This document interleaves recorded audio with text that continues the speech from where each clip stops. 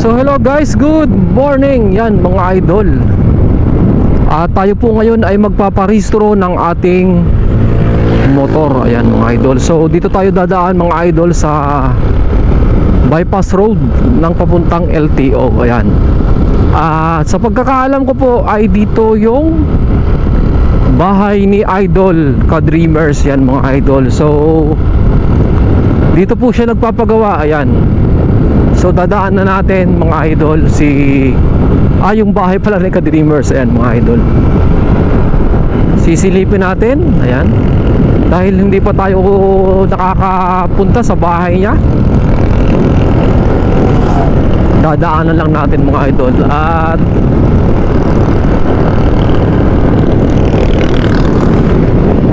para makakita din natin ang personal mismo. Ako mas gusto ko, mas preferred ko na dito ako magpapatayo ng bahay kung sakaling gayaman ako at kung dito talaga ako magpo-for good sa Quezon. Ayan. Maganda dito sa lugar na to, tahimik lang. Ay, ito na nga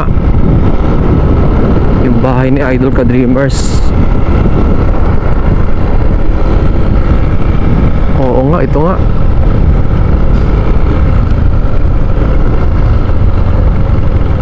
At ito yung conquest ni Idol Ka-Dreamers. Yan mga idol.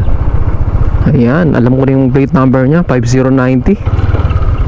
Ayan mga idol. Nasaan kaya si Idol Ka-Dreamers?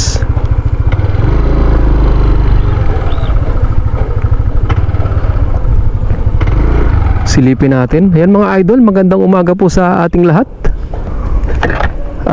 As you can see, nandito tayo sa bahay na pinapagawa ni Idol Ka-Dreamers. Dadaanan natin si Idol. Baka nandito siya. Napakaganda ng pwesto ni Idol Ka-Dreamers. Ayan. Idol, good morning. Nandiyan si Ka-Dreamers? Nandiyan? Wala pa po. Wala pa. Ayos no. Ito yung pinapagawa ni Idol Ka-Dreamers, yung bahay niya. Yan, third floor. Third floor to, no? Shoutout sa iyo, sir. Naka-vlog ako. Alright, so yun. Sana sa susunod na daan natin dito nandito siya. Ayan, para makausap natin ng konti. Ayan. Siyempre, mamaya pa yun, ano? Ano siya? Nagmotor lang?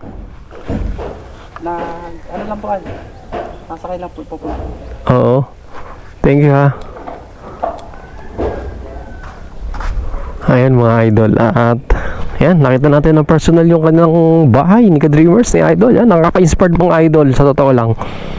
At syempre lahat tayo, kahit hindi ka vloggers, pangarap din natin magkaroon ng sariling bahay, hindi man ganyang kalaki, at least konkreto. Ayan mga idol.